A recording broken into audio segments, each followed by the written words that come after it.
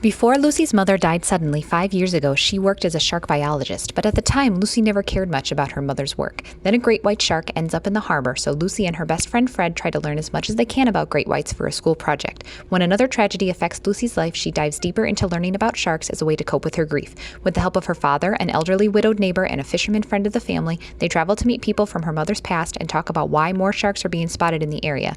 Are the sharks a sign from the loved ones she's lost? With her mother gone, is it Lucy's responsibility to learn more?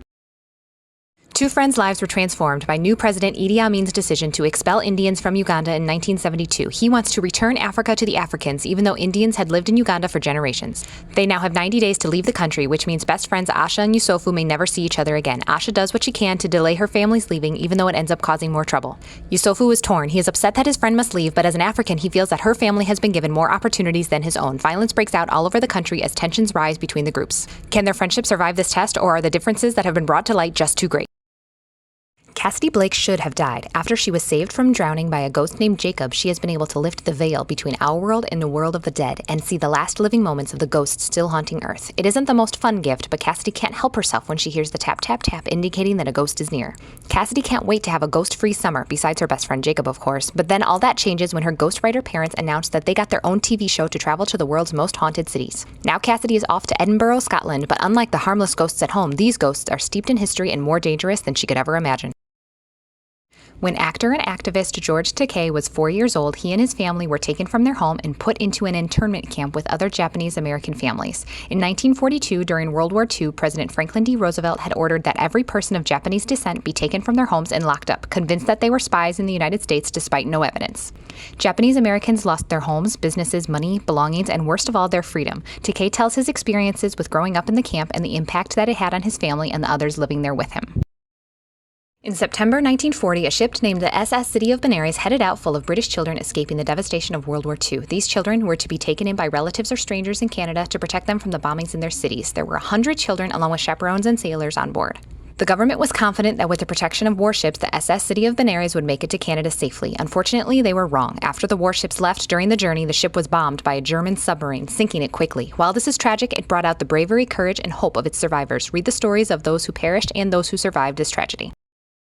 Genesis Anderson has an actual list of reasons why she doesn't like herself. It was started by Mean Girls at school, but she adds to it because she keeps finding things that are wrong with herself. Mostly, she hates her dark black skin. Why can't she have light skin like her mama? Then she would be beautiful. Her skin is dark like her daddy's. Her daddy who drinks too much, gambles too much, and can't keep a promise. This time when he pulls them into the driveway of a beautiful new house, it feels too good to be true. But then Genesis starts making actual friends, which is new to her, and she finds a teacher who actually sees her potential and gives her a chance to prove herself. Maybe if she works hard enough to be better, her daddy will finally love her. Mila is in 7th grade and has the responsibility of taking care of her dog and little sister while her single mother works. This year in school, the boys begin acting differently. They keep trying to get hugs from the girls and won't take no for an answer. Things go from bad to worse when Callum, a fellow trumpet player, asks her for a hug and lingers long enough that she becomes uncomfortable. Mila's friends tell her to relax, that he is just flirting, but it doesn't feel like that. Soon all the boys are bothering her at school and she doesn't know what to do. She doesn't want to stress out her mother, and the guidance counselor is a man who just sees this harassment as teasing. When her mother joins a local gym, Mila decides to join a karate class. It may give her the courage she needs to teach her how to speak up for herself.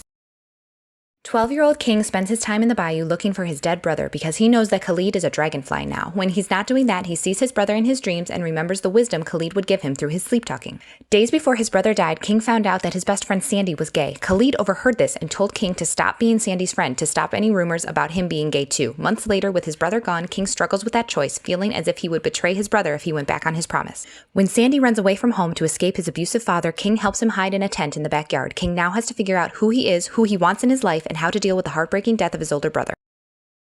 Trevor Noah is now a big-time comedian and television host, but growing up in South Africa, his childhood was rough and he is lucky to be alive. With a black mother and white father, he was literally born a crime because blacks and whites were not allowed to be married, live near, or work with each other under strict apartheid rules. But his stubborn mother was a rule breaker and could not be told what to do. He shares stories about how she did everything in her power to provide a better life for her family.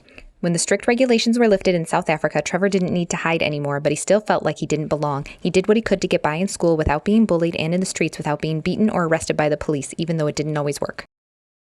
Rex and his family are poor, like barely get by with food stamps and evicted from their apartment poor. Rex is mortified every day at school when he has to tell the lunch lady that he's on the free lunch program. Why can't he have cool stuff like his friends at school? When he asks his mom for anything, she explodes, calls him a greedy brat, and he usually gets slapped.